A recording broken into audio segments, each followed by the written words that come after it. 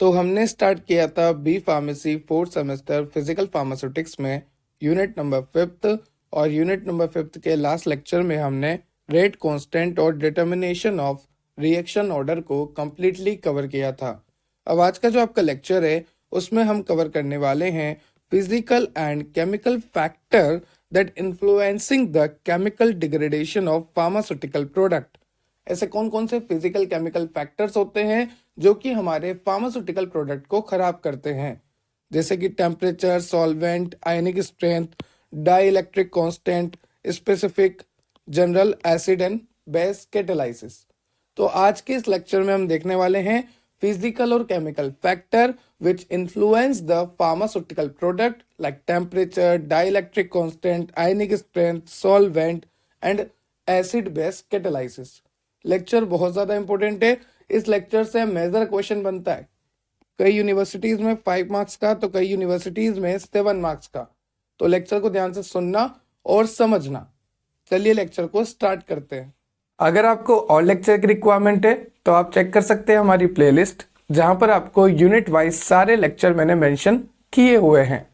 और अगर आपको नोट्स की रिक्वायरमेंट है तो आप चेक कर सकते हैं हमारी एप्लीकेशन डेप्थ ऑफ बायोलॉजी की एप्लीकेशन। आप डाउनलोड कर सकते हैं प्ले स्टोर से और आपको वहां पर सारे नोट्स अवेलेबल मैंने कराए हुए हैं। वहां पर लाइव लेक्चर्स भी होते हैं, ऑनलाइन क्लासेस भी होती है, तो जरूर डाउनलोड कीजिएगा डेप्थ ऑफ बायोलॉजी एप्लीकेशन।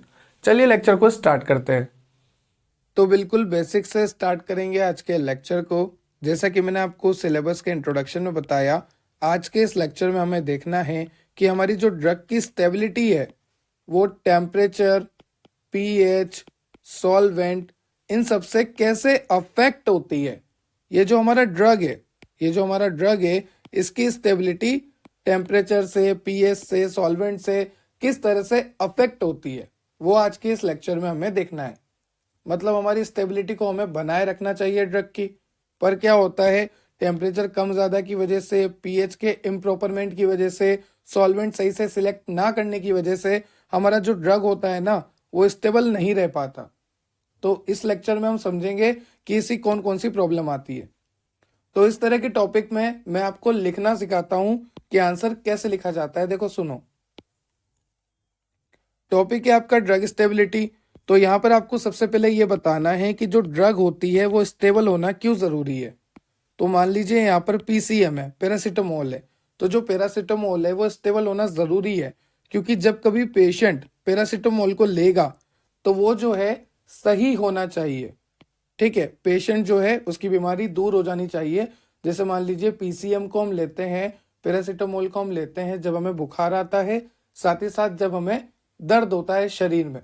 तो ये क्या होता है पीसीएम? एंटीपायरेटिक। एंटीपायरेटिक का मतलब होता है एंटी फीवर, हमारे बुखार को कम करता है। साथ ही साथ एनाल्जेसिक होता है, पेन किलर होता है, हमारे दर्द को कम करता है। तो यहाँ पर जो हमारी ड्रग है पीसीएम, ये ह्यूमन बॉडी में जाने के बाद, पेशेंट में जाने के बाद अच्छे से एक्शन शो करनी चाहिए। तो इसका एक्शन बना रहे, इसीलिए ड्रग की स्टेबिलिटी जरूरी है।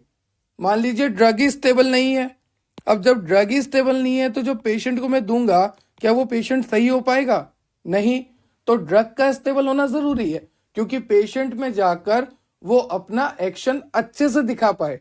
अगर ड्रग ही स्टेबल नहीं होगी तो पेशेंट में जाकर ड्रग जो है अपना एक्शन अच्छे से नहीं दिखा पाएगी, पेशेंट को रिलीफ नहीं मिलेगा। हो सकता है पेशेंट को कई तरह के साइड इफेक्ट देखने को मिल जाए। तो यहां पर हमने ये सीखा कि ड्रग की स्टेबिलिटी बहुत जरूरी है, क्योंकि ड्रग को जाना है मार्केट में, मार्केट के पास जाना है पेशेंट के पास, और पेशेंट के पास जाने तक ड्रग की स्टेबिलिटी बनी रहनी चाहिए जब तक कि पेशेंट उस ड्रग को यूज ना कर ले। ठीक है, तो ड्रग स्टेबिलिटी इज इसेंशियल। अब क्या होता है, टेम्परेचर की वजह से, पीएच की वजह से, सॉल्वेंट की वजह से, आयनिक स्ट्रेंथ की वजह से, एसिड बेस की वजह से हमारी ड्रग की स्टेबिलिटी खराब हो सकती है। ठीक है, तो देखो जो हमारी ड्रग होती है ना, उस ड्रग में कई तरह के प्रिजर्वेटिव हम ऐड करते हैं। ठीक है, साथ ही साथ एंटीऑक्सीडेंट हम ऐड करते हैं। एंटीऑक्सीडेंट क्या काम करता है? ऑक्सीडेशन से बचाता है। और प्रिजर्वेटिव क्या काम करते हैं? बैक्टीरिया की ग्रोथ से बचाते हैं। तो हमारा जो फॉर्मुलेशन होता है, हमारा जो फार्मास्यूटिकल फॉर्मुलेशन होता है, ड्रग होता है, उसमें हम कई तरह के एक्सिपिएंट यूज करते हैं। एक्सिपिएंट जैसे यही एंटीऑक्सीडेंट, प्रिजर्वेटिव, इन सबको मिला के हम क्या कह रहे हैं, एक्सिपिएंट कह रहे हैं। तो हमारे ड्रग में कई तरह के एक्सिपिएंट होते हैं जो कि हमारी ड्रग की स्टेबिलिटी को बनाए रखते हैं, पर किसी कारण से जैसे टेम्परेचर बढ़ना, कम होना, पीएच बढ़ना, कम होना, इन कारणों से क्या होता है, हमारी जो ड्रग होती है उसकी स्टेबिलिटी खराब हो जाती है। और अगर हमारी ड्रग की स्टेबिलिटी खराब हो जाती है तो हमारा ड्रग मन चाहा एक्शन नहीं देगा, फार्माकोलॉजिकल एक्शन सही से नहीं देगा, और फिर हमें जो प्रॉब्लम है वो सही नहीं हो पाएगी। ठीक है, तो देखते हैं यहाँ पर। देखो, अगर हम ड्रग की स्टेबिलिटी के बारे में बात करें तो ये 5 तरह की स्टेबिलिटी हर ड्रग के पास होनी चाहिए। एक होती है केमिकल स्टेबिलिटी। केमिकल स्टेबिलिटी का मतलब होता है जो हमारा फॉर्मुलेशन है, जो हमारा फार्मास्यूटिकल फॉर्मुलेशन होता है, उसके अंदर होता है एक्टिव इंग्रेडिएंट। अब आप पूछेंगे एक्टिव इंग्रेडिएंट क्या है। जैसे मान लीजिए यहाँ पर एक सिरप है और वो सिरप किसकी है, पैरासीटामोल की सिरप है। तो यहाँ पर जो एक्टिव इंग्रेडिएंट हुआ ना वो पीसीएम हुआ, पैरासीटामोल हुआ, क्योंकि ये पैरासीटामोल हमारी बॉडी में जाके एक्शन शो करता है। ठीक है, बाकी इसमें जो भी डला है, preservative, antioxidant, flavouring agent, colouring agent, sweetening agent, वो सब हमारी बॉडी में जाके एक्शन शो नहीं करता। जो हमारी बॉडी में जाके एक्शन शो करता है उसे हम कहते हैं एक्टिव इंग्रेडिएंट। तो हमारी बॉडी में जाके कौन एक्शन शो करता है, पीसीएम। तो PCM is active ingredient. Okay, तो एक्टिव इंग्रेडिएंट की स्टेबिलिटी बनी रहनी चाहिए हमारे ड्रग में। हमारा जो ड्रग है, हमारा जो एक्टिव इंग्रेडिएंट है, एपीआई, एक्टिव फार्मास्यूटिकल इंग्रेडिएंट, वो स्टेबल रहना चाहिए। साथ ही साथ फिजिकल कैसा होना चाहिए वो देखो। फिजिकल स्टेबिलिटी से हमारा मतलब है ड्रग की अपीयरेंस। जो हमारा ड्रग है वो दिखने में कैसा है, उसकी यूनिफॉर्मिटी कैसी है, उसका डिसोल्यूशन रेट कैसा है, उसकी सस्पेंडिबिलिटी कैसी है। तो these are the physical factors. Now next is microbiological. देखो, जैसा कि मैंने आपको कहा, हमारा जो सिरप होता है या जो भी हमारा फार्मास्यूटिकल फॉर्मुलेशन है, वहां पर बैक्टीरिया अटैक कर देते हैं, और इस बैक्टीरिया के अटैक करने से क्या होता है, हमारा ड्रग जो है खराब हो सकता है। तो हमें एंटी माइक्रोबियल यूज करने पड़ते हैं। एंटी माइक्रोबियल एजेंट्स, ये ऐसे एजेंट्स होते हैं जो कि माइक्रोब्स की ग्रोथ को नहीं होने देते। जब माइक्रोब ग्रो ही नहीं करेगा तो अपने नंबर कैसे बढ़ाएगा, और नंबर नहीं बढ़ाएगा तो हमारे फॉर्मुलेशन को खराब कैसे करेगा। तो हमें यहाँ पर माइक्रोबायोलॉजिकल स्टेबिलिटी भी देखनी होती है ड्रग की। तो हमें देखनी होती है chemical stability, physical stability, microbiological stability, साथ ही साथ थेरेपेटिक एक्शन। थेरेपेटिक एक्शन मतलब उसका एक्टिव इंग्रेडिएंट का एक्शन। जैसे कि मैंने आपको कहा, अगर आपने पीसीएम ली है, पैरासीटामोल ली है, तो आपका जो बुखार है वो चला जाना चाहिए, और आपका जो दर्द है, शरीर में जो दर्द है, पेन जो है आपको, वो दूर हो जाना चाहिए। तो अब एक बात बताइए, जो भी आप ड्रग ले रहे हैं, क्या आप चाहते हैं कि उस ड्रग का साइड इफेक्ट आए? नहीं चाहेंगे ना। आप सिर्फ इतना चाहेंगे कि अगर मैं पीसीएम ले रहा हूं तो मेरा दर्द सही हो जाए, मेरा बुखार सही हो जाए, दैट्स इट। बट होता क्या है, टॉक्सिक इफेक्ट तो आते हैं, एडवर्स इफेक्ट, साइड इफेक्ट आते हैं, बट ये आते हैं ओवरडोज लेने पर। तो जो भी आपका ड्रग है उसकी टॉक्सिसिटी बहुत कम होनी चाहिए। ठीक है, अब यहाँ पर हमने देखा 5 तरह की स्टेबिलिटी हर ड्रग के लिए। अभी देखो, अगर फिजिकल चेंजेस आते हैं तो किस में चेंज आएंगे, हमारे ड्रग के अपीयरेंस में, मेल्टिंग पॉइंट में, clarity and colour of solution, moisture content, crystal modification, जिसे हम कहते हैं पॉलीमॉर्फिज्म, बहरूपिया, ठीक है, पार्टिकल साइज, ये सारे फिजिकल चेंजेस है जो कि आपको देखने को मिलते हैं एक ड्रग में। Now next is chemical change. Chemical change में आपको देखने को मिलता है increase in degradation, decrease of age a, and next is microbiological changes. Okay, microbiological में क्या होता है कि बैक्टीरिया अटैक कर देते हैं, वही सब वाली बातें हैं। यहाँ पर आपको दे रखा है फोर्स डिग्रेडेशन स्टडीज, मतलब acidic basic condition, dry heat exposure, UV radiation exposure, influence of pH, इन वजह से हमारा ड्रग जो है खराब होता है, जैसा कि मैंने आपको बताया था।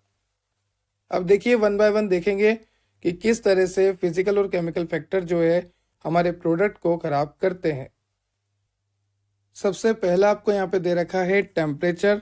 तो जैसा कि आप सभी जानते हैं, जो हमारा ड्रग्स आते हैं, जो हमारे लिक्विड प्रिपरेशंस आती है, वहां पर बाहर लिखा होता है store in cool and dry places, मतलब इसे आप ठंडी जगहों पर रखें। ईयर ड्रॉप हो गया, आई ड्रॉप हो गया, कई तरह की सिरप्स आती है, उन सभी पे लिखा होता है store in cool and dry place. क्या लिखा रहता है? Store in cool and dry places. Okay, पर अगर आप टेम्परेचर में रख दोगे, मान लीजिए आपने सूरज की गर्मी में उस दवाई को रख दिया, तो वो दवाई जो है खराब हो जाती है। ठीक है, तो टेम्परेचर बढ़ गया, सूरज की गर्मी में रख दिया, मतलब अगर आपने डायरेक्ट सनलाइट के कांटेक्ट में रख दिया तो वहां पर टेम्परेचर ज्यादा है, क्योंकि सनलाइट का कांटेक्ट है तो टेम्परेचर तो ज्यादा होगा ही सही, और टेम्परेचर ज्यादा होने पे क्या होगा, आपका जो फॉर्मुलेशन है वो खराब हो जाएगा। ठीक है, नेक्स्ट इज सॉल्वेंट। देखते हैं वन बाय वन, चेक करते हैं। टेम्परेचर के बारे में हमें पता लगा कि टेम्परेचर ज्यादा होने से क्या होता है, हमारा प्रोडक्ट जो है खराब हो जाता है। तो यहाँ पर आपको बता रखा है कि टेम्परेचर ज़्यादा होने से प्रोडक्ट जो है ख़राब कैसे होता है। आपने कॉलिजन थ्योरी के बारे में पढ़ा होगा। कॉलिजन थ्योरी में क्या होता है, जैसे टेम्परेचर बढ़ता है तो टेम्परेचर के बढ़ने की वजह से क्या होता है, जो मॉलिक्यूल्स होते हैं वो आपस में टकराना शुरू कर देते हैं। कोई मॉलिक्यूल यहाँ पर है, कोई यहाँ पर, तो टेम्परेचर बढ़ने की वजह से क्या होता है, इन मॉलिक्यूल्स में आपस में कोलिजन होना स्टार्ट हो जाता है, टकराव होना स्टार्ट हो जाता है। High temperature can cause collision between molecule, lead to chemical degradation of pharmaceutical product. तो क्या होता है, टेम्परेचर बढ़ता है, टेम्परेचर बढ़ने की वजह से जो मॉलिक्यूल्स है उनमें कोलिजन होता है, कोलिजन होने की वजह से वो जो हमारा फार्मास्यूटिकल प्रोडक्ट है उसका डिग्रेडेशन हो जाता है, वो खराब हो जाता है। इसलिए हमें कहा जाता है कि हमें कोल्ड प्लेसेस में रखना चाहिए। ठीक है, medicine become best and safe. ठीक, कब? जब आप उसे कोल्ड और ड्राई स्टोरेज में रखेंगे। ठीक है, तो ये तो हमने देखा टेम्परेचर किस तरह से अफेक्ट करता है। नेक्स्ट है आपका solvent. Any chemical compound which is capable of dissolving any other substance. ऐसा केमिकल कंपाउंड जो कि कैपेबल हो डिसॉल्व करने में किसी भी अदर सब्सटेंस को, without changing it's chemical nature, उसका केमिकल नेचर चेंज किए बगैर। ठीक है, तो सॉल्वेंट जो होता है एक्वस भी होता है, नॉन एक्वस भी होता है। एक्वस का मतलब आपको पता है जहां पर पानी इंक्लूड होगा, एक्वस, या फिर आप बोल लो इनऑर्गेनिक सॉल्वेंट।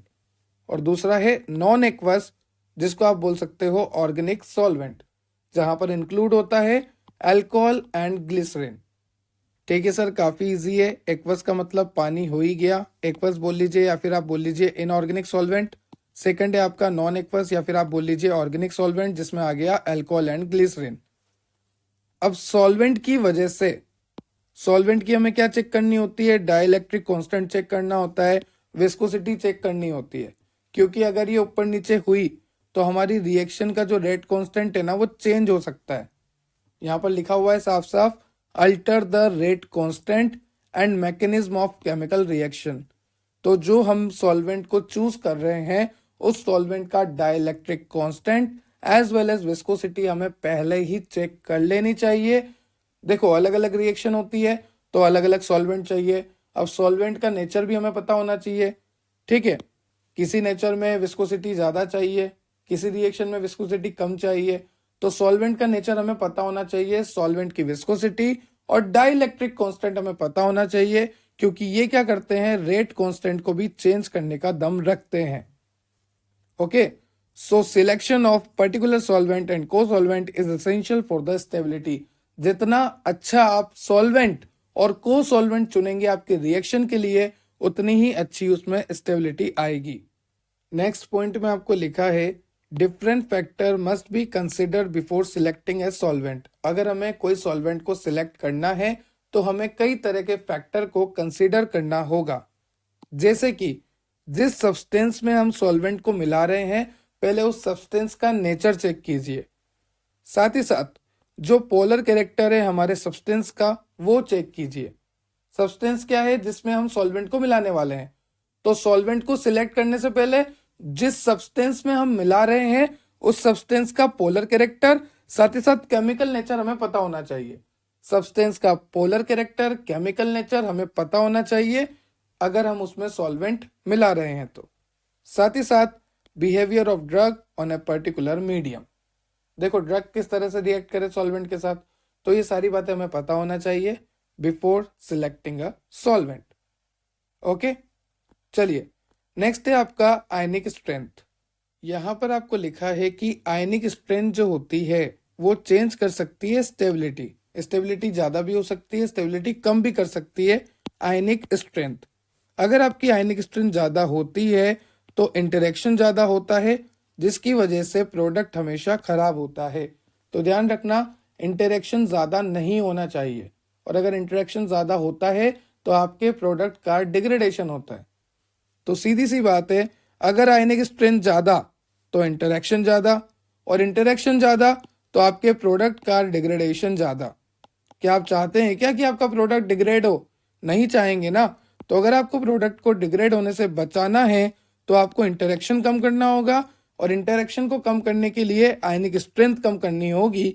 मतलब अल्टीमेटली आयनिक स्ट्रेंथ जो है कम होनी चाहिए। अगर आयनिक स्ट्रेंथ कम होगी तो इंटरेक्शन कम होगा, तो डिग्रेडेशन कम होगा।